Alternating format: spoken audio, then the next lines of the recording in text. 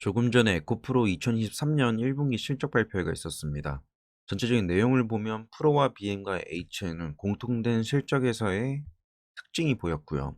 IRA 리뷰에서는 이전에 나왔었던 세부 법안에 대한 추가적인 검토와 회사의 관점들을 좀 엿볼 수가 있었고, 세 번째로는 에코프로 머티리얼즈 IPO 계획에 대한 내용인데, 이 셋 중에서는 그래도 에코프로 머티리얼즈 IPO 계획에 대한 내용들이 조금 더 새롭습니다. 지금 현 시각 오전 11시 53분인데 시장에서의 반응은 요 세 가지 내용 말고 조금 더 가격 모멘텀 관련된 호재들을 기대를 한 모습입니다. 일단 프로만 봐도요. 실적에서 이제 내용들이 새롭지가 않아요. 우리 돈 많이 벌었다. 매출액 및 영업이익 호조세가 지속되고 있고, 여기서 중요하게 봐야 되는 거는 전지재료 사업 생산량 확대에 따른 분기말 재고 자산 및 운영자금 차입 증가입니다. 이 내용에 대한 이해가 조금 어려우실 수 있는데, 이거를 조금 사람으로 따지면요. 우리가 몸집이 작았을 때랑 몸집이 커졌을 때 조금 더 성장했을 때를 비교를 해 보면, 기본적으로 우리가 한 40kg이었을 때랑 한 80kg이었을 때 이 사람이 평균적으로 쓰는 체력과 에너지를 비교를 해 보면 몸집이 큰 사람이 쓰게 되는 에너지가 훨씬 더 크겠죠. 기초 대사량도 훨씬 더 많이 요구가 될 거고요. 여기서 말하는 쓰게 되는 에너지, 기초 대사량, 이거를 운영 자금이라 생각하시면 됩니다. 몸집이 커지면 커질수록 기본적으로 요구가 되는 에너지의 량을 말합니다. 그리고 재고 자산 같은 경우에는 이 사람이 더 가지게 되는 지방과 근육, 양들을 말하게 되는 거고요. 그래서 당연하게도 회사의 매출액이 증가를 하고 캐파가 증설이 되면서 생산량도 늘어난다. 그러면 자연스럽게 재고 자산 및 운영 자금 차입금은 훨씬 더 증가할 수밖에 없는 구조입니다. 중요한 거는 회사가 성장할 때 요런 식으로 성장을 하잖아요. 성장하고 소화하고 성장하고 소화하고. 요걸 정상적으로 해주면 건강한 재고자산 및 운영자금 차입이 증가가 되는데, 일반적으로 요런 재고와 자금 차입 관련돼서 좀 예민하게 시장에서 보고 회계적으로도 예민하게 보는 이유는, 아까 말했다시피 사람이 몸집이 커졌는데 그만큼 쓰게 되는 에너지도 많은데, 써야 되는 에너지는 많아지는데 에너지를 많이 안 쓰고 계속 지방이나 근육만 쌓여가는 겁니다. 재고자산만 축적이 되는 거죠. 이게 정말 큰 대기업에서 많이 발생되는 그런 회계적 이슈입니다. 근데 현재 프로를 보면 지금 성장하느라 정신이 없어요. 계속 몸집 키워가고 있고, 몸 커가면서 매출도 잘 나오고 영업이익도 계속 확보가 되고 있고, 이에 따라서 재고자산 및 운영자금의 차입이 증가를 했다라는 게 정부입니다. 보시면 BM도 똑같습니다. EV용 양극재 판매량이 증가를 했고 분기 최대 매출액 달성, 그리고 영업이익 확대가 되었다. 판매 단가는 전분기 대비 소폭 증가했지만 영업이익률은 0.4% 정도 성장을 했고, 하반기 EV용 양극재 수요 증가 대응을 위한 제품 재고 확대 및 캐파를 증설하겠다는 거고, 신규 공장 가동 준비에 따른 원재료 재고를 확대하겠다. 이 말은 즉슨 판매량 증가에 대한 대응을 하기 위해서 미리 제품 재고들을 확보를 해놓겠다라는 의미입니다. 뭐 실적만 봐도 다 빨개가지고 뭐 더 이상 뭐 이야기할 게 없죠. 너무 좋다. 실적을 좀 구분해 보면 PT용을 좀 줄었어요. 근데 전기차용 배터리 양극재의 수요는 계속 늘어났고, 전 분기에서 양극재 전체 판매량은 소폭 상승했다. 그래서 앞으로도 2분기까지도 수요 상승세는 견조하고 비중이 더 확대될 것을 전망을 한다. 그래서 전체 부분에서 PT는 계속 떨어질 거고 EV는 계속 전체 비중을 높여갈 것이다 라는 전망을 하고 있네요. 제품별 매출 전망을 보면 NCA 시리즈, 니켈 코발트 알루미늄 시리즈가 있고 니켈 코발트 망간 시리즈가 있습니다. 네, 이 중에서 NCA 쪽이 조금 더 주목을 받고 있는 모습이고요. 이거에 대한 회사의 어떤 해석은 딱히 없습니다. 앞으로 뭐 NCA가 더 많이 팔릴 거다, 비중이 올라갈 거다, 혹은 NCM은 더 떨어질 거다, 뭐 이러한 언급은 없고요.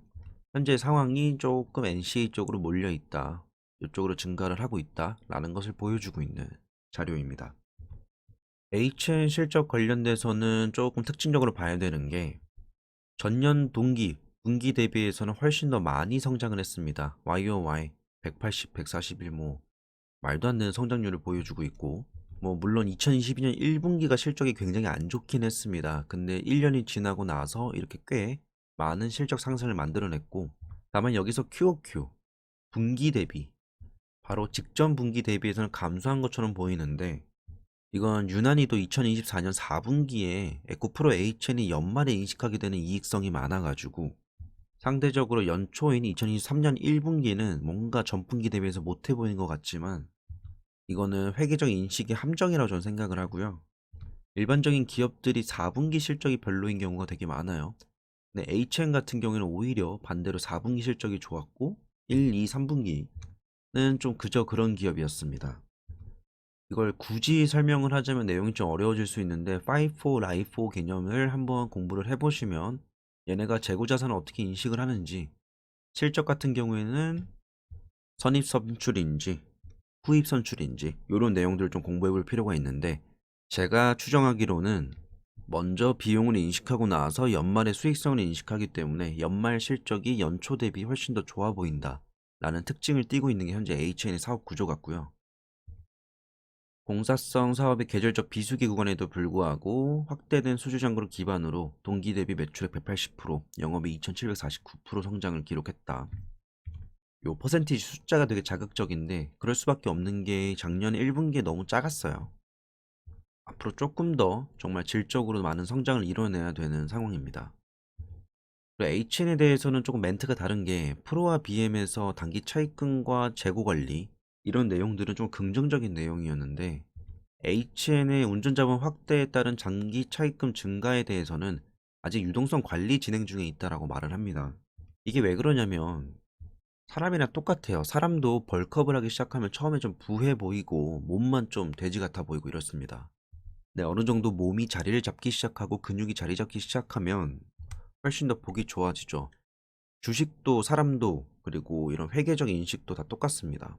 처음 몸집을 키웠을 때는 막 무릎도 쑤시고 막 어깨도 아프고 막 허리도 아프고 이래요. 근데 프로와 비행 같은 경우에는 작년 내내 성장을 했고 그거를 실적에 다 반영을 해가지고 재고 자산도 어느 정도 안정적으로 쌓여가고 있고 이걸 받아쳐줄 수 있는 회사의 자산과 자본도 있는데, HN 같은 경우는 갑자기 이제 턴오버하고 있는 상황이라서 아직은 이러한 몸집 벌크업에 대한 적응도가 좀 필요하다라는 평가를 회사 측면에서 하고 있는 것으로 보이고, HN 실적을 보면 사실 전 작년에 HN 실적이 그저 그럴 것이라 생각을 했어요, 솔직히. 왜냐면 경기가 위축 국면이기 때문에 당연하게 환경 오염 방지 시설 같은 것들이 수요가 좀 줄어들 것이다 라는 생각을 했는데, 작년에 오히려 온실가스 미세먼지 저감 사업 등이 굉장히 호조였고요. 실제로 2분기에 화학 및 철강 산업을 대상으로 공사성 사업이 호조세가 지속 전망되고 있습니다. 작년에 우려스러웠던 분위기 속에서 이 정도 실적을 냈으니 저는 2023년에도 훨씬 더 온실가스 미세먼지 솔루션 이쪽에서 수요가 많이 나오지 않을까라는 생각을 하고 있고, 실제로 작년 1분기부터 4분기까지 점차 성장을 하고 연간 실적이 빵 대박을 터뜨렸는데, 올해도 이걸 이어간다면 1, 2, 3, 4분기 갈수록 점점 성장을 해서 연간 마무리 실적이 나왔을 때 작년에는 894억이 4분기에 인식이 되었다면 올해 4분기에는 뭐 1000억 이상 정도 만들어내면 전체적인 실적은 작년에 매출액이 2000억대였으니까 올해는 뭐 한 3000억대 정도 목표로 잡아주면 좋지 않을까라는 생각을 좀 하고 있습니다. 회사의 뭐 세부 사업 부분별 비중 전망을 보면 딱히 변한 게 없기 때문에 패스해도 될 것 같고요. 이제 IRA 내용을 좀 볼 필요가 있습니다. 일단 IRA 세부 법안에 관련된 내용들은 제가 저번에 올려놓긴 했는데 사실 그걸 제가 해석하고 제가 정리를 했지만 저도 이렇게 막 와닿지는 않아요. 그러니까 이미지적으로만 보이는 건 없고 약간 좀 딱딱한 텍스트로 정리가 됩니다. 그 현재까지는 이제 기업들을 볼 때 특히나 양극재 기업들, 뭐 양극재, 음극재, 뭐 전구체 혹은 셋업체를 볼 때 일단 저는 대맥락적으로 IRA 세부 법안이 발표가 되었는데 그거에서 피해를 입냐 아니면 수혜를 입냐 뭐 이러한 관점으로 보는데, 우리나라 기업들이 전반적으로 잘 대응할 수 있을 만큼 세부 법안이 발표가 되었어요. 초기 IRA 모델링 대비해서는 마지막에 나왔었던 세부 법안이 훨씬 더 우호적으로 나왔고요. 특히나 수직 계열화가 잘 되어 있는 에코프로 같은 경우에서는 오히려 IRA가 더 빛을 볼 수 있는 발판이 되었고요. 저는 개인적으로 생각할 때는 에코프로랑 포스코 이쪽이 굉장히 IRA에 잘 준비가 되어 있다라고 평가를 해요. 그래서 국내 전지재료 생태계 운영으로 IRA 대응에 보다 유리한 조건을 확보했다는 것은 에코프로의 수직 계열화에 대한 모멘텀도 있겠지만, 이전에 제가 한번 기업 박람회에 가가지고 에코프로의 클로즈 룹 시스템을 한번 본 적이 있습니다. 그것 또한 영상으로 한번 설명드린 적이 있는데, 얘네는 보면 자기네 내부적으로 이 원자재를 어떻게 쓸 것이고 생산을 한 다음에 그거에서 남은 걸로 CNG를 보내고, CNG에서 머티리얼즈 보내고, 그리고 이노베이션 보내고, 이러한 구조가 이 내부에서 돕니다. 그러니까 이 내부에서 꼭 전부 다 완료를 할 필요는 없어요. 나중에 시간이 지나다 보면 각각의 단계에 대해서 조금 더 이걸 잘할 수 있고 저비용 고효율을 뽑아낼 수 있는 뭐 다른 중소형 회사들이 있다면 걔네한테 수주 맡기는 것도 뭐 효율적입니다. 그렇게 반도체 시장들도 성장을 했으니까요. 근데 이런 식으로 클로즈 립 시스템을 만들어 놔야지 나중에 지금 현재 삼성전자가 종합반도체 회사로서 인정을 받는 것처럼 필요한 부분들을 수주를 맡겨가면서 구조화를 짤 수 있는 기업이 됩니다. 제가 볼 때는 IRA에서 요구하고 있는 거는 이러한 준비를 해라 라는 것 같아요. 그래야지 이렇게 내부적으로 완벽한 시스템을 만들어 놓고 클로즈리 시스템처럼 내부적으로 돌 수 있게끔 시스템을 만들어 놔야지 언제든지 중국에 대한 의존도를 낮추고자 한다면 낮출 수 있는 구조를 짤 수 있기 때문에, 그렇지 않다면 계속 중국에게 매달릴 수밖에 없고 원재료든 아니면 중간 단계에서 전구체든 중국에게 의존할 수밖에 없기 때문에 너네 중국에 대한 의존도를 낮춰라 라는 게 IRA 세부 법안의 핵심이었죠. 현재로서는 외국 우려 집단에 대한 구체적 정의 및 부재, 그리고 세부 내용 발표 후 추가 해석이 필요하다라는 내용인데, 결국엔 뭐 중국이나 콩고, 인도네시아 이런 애들 얘기를 하는 거죠. 요번에 나왔던 적격 핵심 광물 지정에 대한 내용이나 적용 가능한 핵심 광물의 부가가치 내용들은 요렇게 요 내용들만 읽어보고 넘겨도 될 것 같습니다. 에코프로 현재로서는 이 문제에 대해서 크게 결국 세부 법안 검토에서 중요한 내용은 니켈과 리튬 어떻게 할래? 라는 내용입니다. 현재로서는 단기적으로는 충족 가능성이 굉장히 높은 상황이고 문제가 없어요. 근데 중장기적으로 캐파가 증설이 되고 완료가 되었을 때 생산량이 늘어남에 따라서 더 많은 핵심 광물들이 필요할 텐데, 그 광물들을 조달할 때 너네가 지금처럼 이런 기준치를 맞출 수 있냐라는 질문을 받은 거고, 회사 내부적으로 대응하려는 건 업스트림 전략 추진을 하려고 하고 있고, 외부적으로 봤을 때는 인도네시아 등 IPF 국가들에 대한 지위가 FTA 레벨로 조정될 경우에 조달할 수 있는 광물의 범위와 영역이 넓어지기 때문에 조금 더 수월하게 통과할 수 있다는 점이 가장 중요하고요. 내부적으로는 전략을 추진하고 있다. 외부적으로는 이런 인도네시아 등에 대한 국가들에 대한 지위가 올라갈수록 미국에서 FTA 레벨로 조정해 줄 경우에 조금 더 중장기적으로도 IRA 기준에 충족할 가능성이 대폭 상향된다. 현재로서는 에코프로든 뭐 포스코든 이 두 계열사는 크게 IRA에 흔들리지 않는 모습입니다. 다른 기업들 같은 경우에 좀 흔들리는 모습인데, 이것도 결국 앞서 말했다시피 수직 계열화가 완성이 되어 있는 기업 같은 경우에는 얼마든지 벤더 업체들을 교체할 수가 있어가지고 훨씬 더 유리한 포지션에 있는 게 사실입니다. 나머지 내용은 뭐 세부 사항들 뭐 수치화로 보고 싶으시면 보시면. 자, 머티리얼즈 IPO 계획에 대한 내용이 추가적으로 나오는데, 에코프로 머티리얼즈는 탑티어 하이니켈 전구체 기업입니다. 미래 수요 확대에 대응해서 대규모 투자를 계획 중에 있고, 최근에도 에코프로가 전구체 기업이라 말할 수 있는 거는 에코프로 머티리얼즈를 품고 있기 때문에 그렇게 표현할 수 있는 거고요. 향후 만약에 에코프로 머티리얼즈가 IPO를 계획을 하고 이게 추진이 완료가 돼서 상장을 하게 된다면 더 이상 에코프로의 키워드로 전구체가 붙는 게 아니라 에코프로 머티리얼즈에 따로 키워드가 붙겠죠. 얘네의 역할이 굉장히 중요한 게 얘네가 결국 중국 의존도를 최소화할 수 있는 방안 중에 하나입니다. 현재로서는 IRA는 거의 이미 다 나온 거라고 보면 되고 CRA가 추가적으로 나올 텐데, 이거에 대한 대응을 하기 위해서는 결국에는 중국 의존도 낮춰야 되는 거고 전구체에서의 중국 의존도 낮추는 게 가장 중요합니다.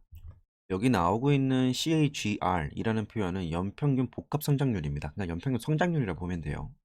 단순하게 뭐 산술적으로 얼마 증가한다, 연평균 몇 퍼센트 증가한다 이런 표현이 아니라 크게 중요한 내용은 아닌데 여기에 들어가는 어떤 비율적인 측면에서는 등비수열이 들어갑니다. 우리가 한글로 표현하자면 거듭 이런 말이 있잖아요. 거듭 성장한다 라는 표현이 개입이 된 게 요 CAGR이고요. CAGR로 표현해서 32% 정도가 될 것이다 라고 이야기가 나오고 있습니다. 그리고 이렇게 CAGR을 표현하기 위해서는 뭐 성장이 뭐 요런 식으로 되면 안 돼요. 그냥 쭉 올라가는 것에서 많이 쓰이는 게 CAGR입니다. 경제 비즈니스적으로 많이 쓰는 표현이죠.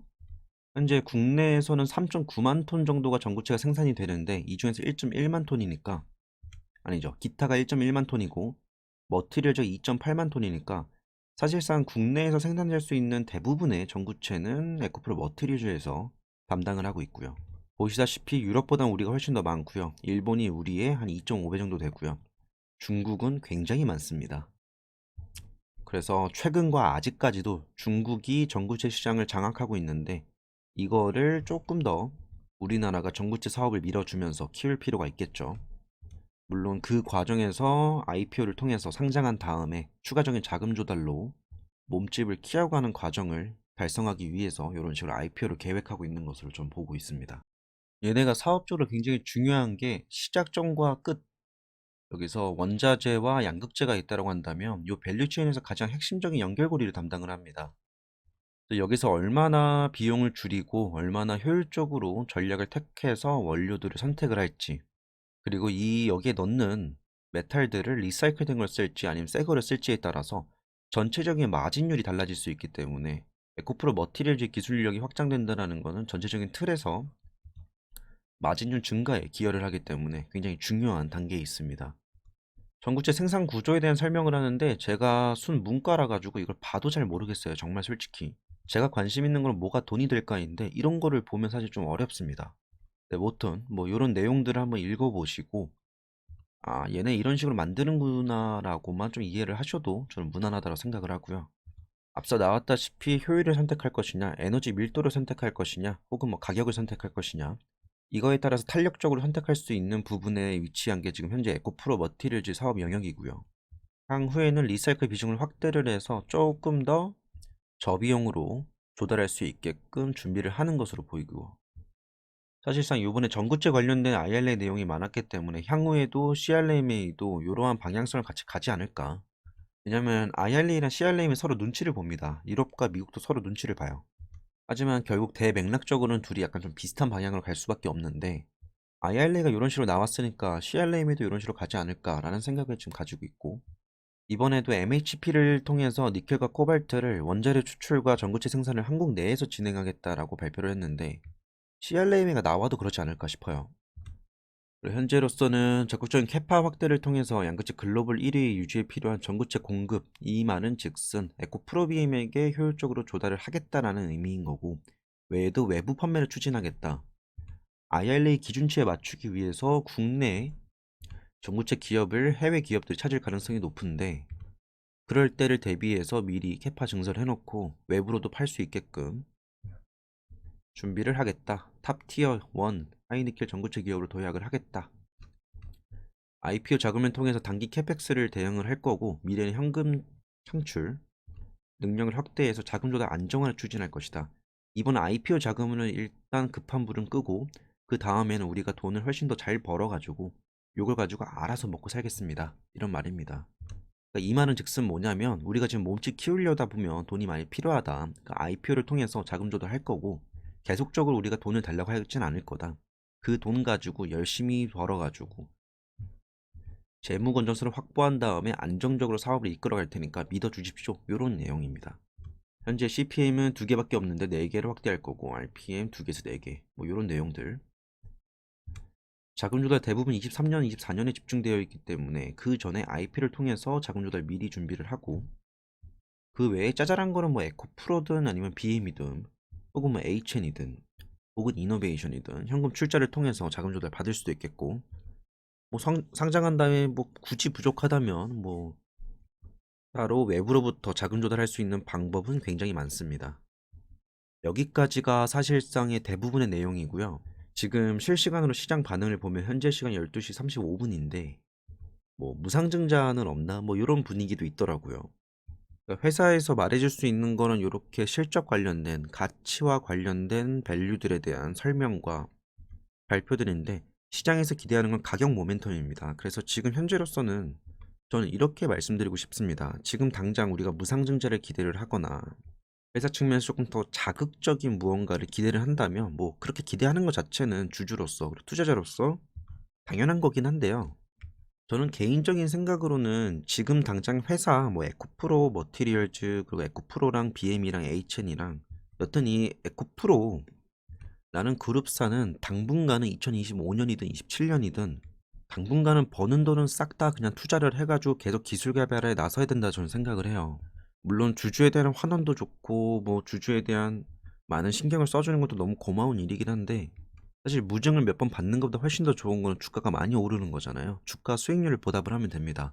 주가 수익률이 나오기 위해서는 회사는 안정적으로 계속 성장을 해야 되고 미래의 먹거리를 마련을 해야 되는 것인데 저는 무증을 기대하는 것보다는 회사가 얼마나 더 많은 연구개발비를 투자를 해서 향후 수요가 있게 되면 단결적 양극재라든지 뭐 4680 배터리라든지 혹은 차세대 양극재를 개발하기 위해서 더 준비를 한다든지 요런 식으로 계속 벌고 투자하고 요러한 과정들이 있어야 되지 않을까 싶습니다.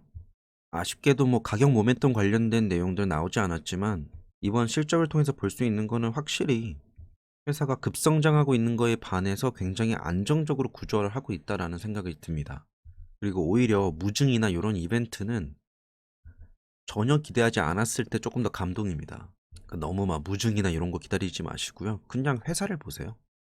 오히려 이러한 내용들이 훨씬 더 도움이 될 거라고 생각을 하기 때문에 뭐 굳이 뭐 무상증자 안 하나요? 뭐 이런 거에 대한 답변을 따로 드리진 않겠습니다. 하면 좋지만 지금으로서는 딱히 그거에 뭐 집착을 할 필요는 없을 것 같다라는 생각이 좀 솔직한 생각입니다. 저는 오늘의 영상은 여기까지로 마무리를 하겠습니다. 제가 오늘과 같이 공식적으로 발표된 내용들에 대해서는 이런 식으로 이야기를 하지만 사실 회사에 대한 이야기를 할 때 예민한 내용들도 있고 너무도 많은 저의 주관이 섞인 내용들이 있습니다. 근데 저는 저의 개인적인 성격상으로 저의 주관에 너무도 많은 타인의 개입이 들어가는 것을 굉장히 싫어해요. 그래서 조금 예민한 주제이거나 저의 개인적인 분석과 자료들이 많이 필요한 내용들은 전 멤버십 영상으로 많이 올립니다. 비용이 결코 작은 금액은 아닌데 대부분의 분들이 들어오시면 꽤 오랫동안 활동을 합니다. 지금 현재 60명 정도 계시고요. 멤버십 가입에 관심 있으신 분들은 영상 아래에 있는 가입 버튼 한번 눌러서 클릭해 보시고 내용 확인해 보시면 될 것 같습니다. 오늘의 영상은 여기까지입니다.